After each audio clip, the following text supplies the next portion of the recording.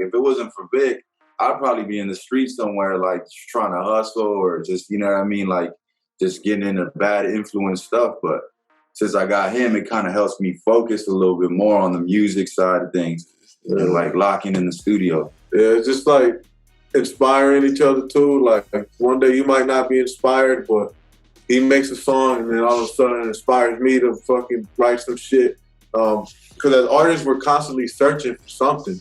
We don't know what it is, but we're searching for it. And sometimes when you don't find it, if he does, then it kind feed off that energy. Exactly. If it was just me, I'll probably be making just dark music all the time because my mind is just dark. Yeah. But we clash in a good way, and it kind of balances the creative process. Alone, shit, I have to write a whole album alone right now. Fuck. And that too, that's more music you gotta write for a solo artist. So it kind of, I mean, and we're both solo artists too at the same time, but right now we're focused on the group. But we both know, like, when you're solo, you're doing a lot more work, you know what I mean? So it helps out a lot. Only got to write one verse, maybe a hook, or he got the hook. Lately we've been collaborating on hooks. But yeah, it's the process. It's doper, and we have a unique sound together versus separate. You know what I'm saying? Separate, as solo artists, we're different as we are as a unit. Yeah, for the most part, it was the rapping side, but mostly him. He got tired of waiting on people, like, waiting for somebody to edit the video or get the cameraman here or whatever, the producer, you know what I mean? So it just led to, like, just fuck it, let's do it all ourselves. Yeah, exactly. Pretty much that. The lack of patience to wait on someone that's as passionate as, you can't expect people to be as passionate as you, and I get that, you know what I mean? So I can't expect them to do it at my pace or whatever, or our pace. So we just took matters in our own hands and like, we're gonna do everything ourselves, record ourselves, engineer ourselves, come up with ideas ourselves. Every video you've seen so far, except one, it's all our doing. We'll come up with an idea and then just make it happen.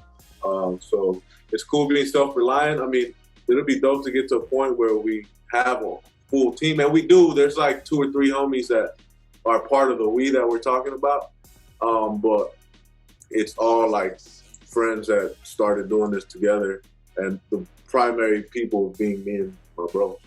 It just came natural. We've been doing it ourselves. We still do it ourselves. We do go to the studio to link up with like the whole rest of the squad, and the 100 ENT squad, and the label where Blue is at, and Flash Gotti and us and Wack. We'll get together there.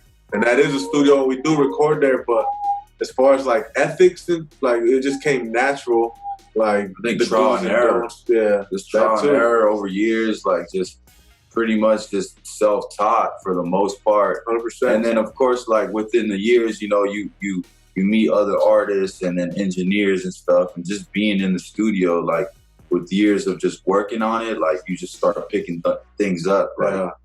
Like little stuff. Yeah. Like, oh, how'd you do that? Or this EQ that does that. Like, so we're good at just picking it up and just fucking up and fixing it, you know what I'm saying? Trial and error for sure. But as far as beat selection and all that, I think that just evolves as you evolve as an artist. Like, I think when we first started, I was personally on some like just raw hip hop, underground stuff, and I wasn't doing much. So the beat selection changed to like a middle ground of likability, like as far as like global or mainstream, but also incorporating our roots of like being spitters and being influenced by guys that could actually rap. So we're like combining the two worlds, and I think we're doing a pretty good job at it.